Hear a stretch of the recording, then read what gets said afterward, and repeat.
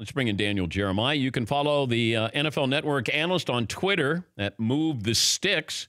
NFL Network provides live coverage of the Scouting Combine, March 1st through the 4th, 9 a.m. Eastern, and also on Saturday as well. Daniel, good morning. What do you think the number one topic at the Combine is going to be?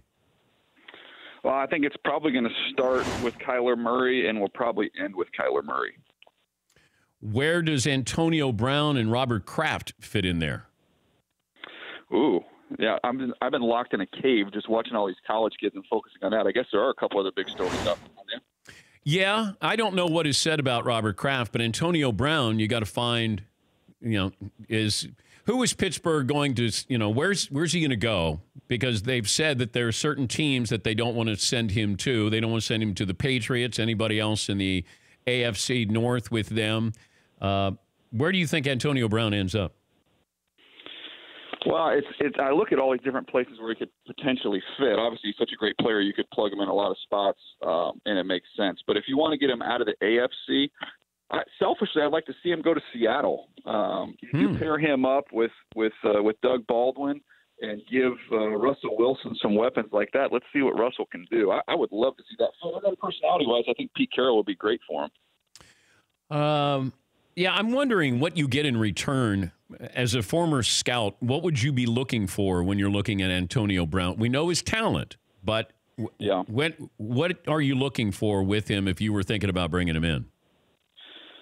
Well, I don't think you'd find anybody in the NFL who would say he's not a better player than Brandon Cooks, even though he's older.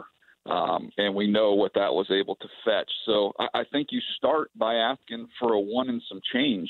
You're hoping you're going to maybe get a one, and that one might not be this year's draft. Maybe it's a 2021.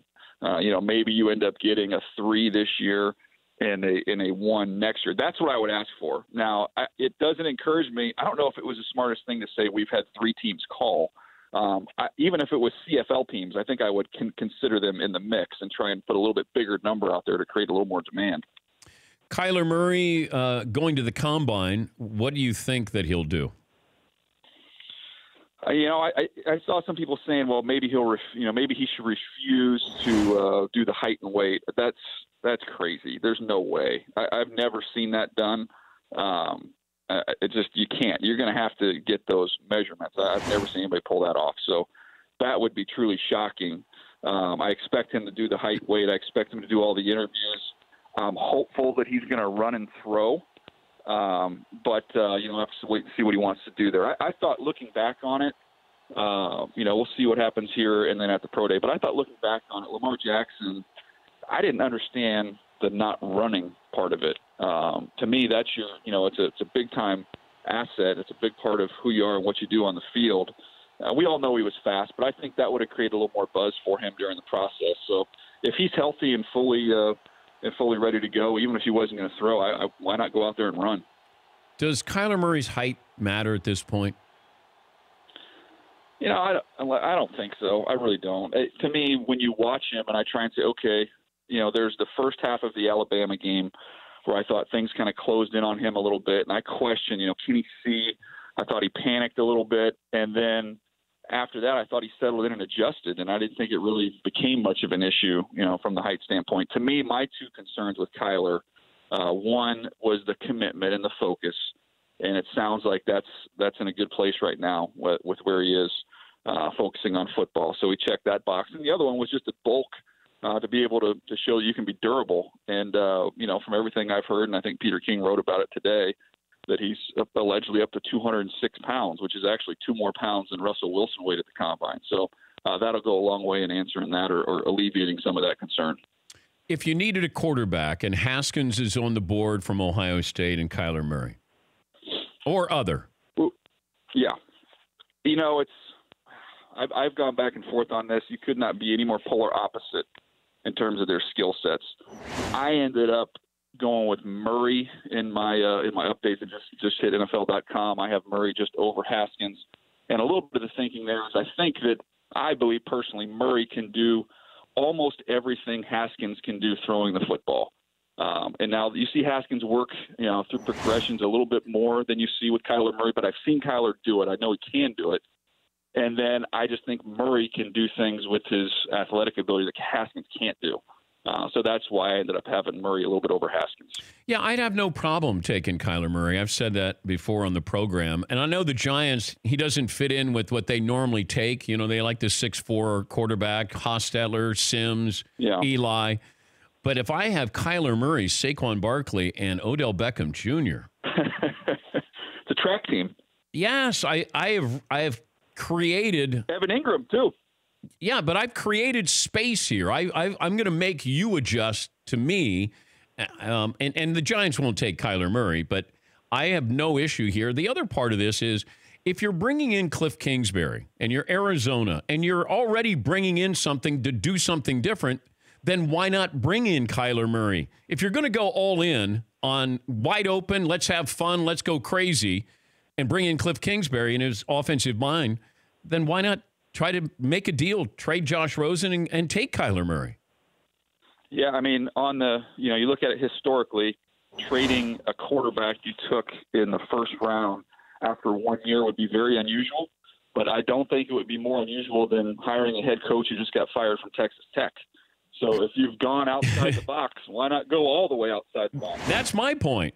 You know, if you're going to do that and this is what you want in Arizona, then get the guy you brought in once, and that's Kyler Murray. So the question, Dan, is then where, if we take this down the road a little bit, which teams make sense for Josh Rosen? If you could find a taker, who is that team? The Patriots. The Patriots. See, I've got another interesting one for you. What about the Steelers? Ben doesn't do well with that. I mean, he got upset with Mason Rudolph. I would like to see it. Maybe that's just selfishly. I would just like to see it. You got to find your next guy who that's going to be. I don't think it's going to be Mason Rudolph. But if the biggest knock on the Steelers organization currently is that you've babied Ben, well, that would shake it up a little bit. Yeah, but you just had a GM who said, he's our unquestioned leader, and he's got 52 kids underneath him. I mean, it doesn't sound like they're babying Ben. It sounds like they're empowering him.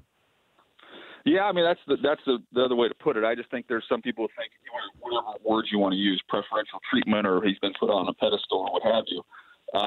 But I just think when I look at who's going to be that next guy, you don't want to get to the point where, you get to the end of Ben's career and then you start trying to find somebody.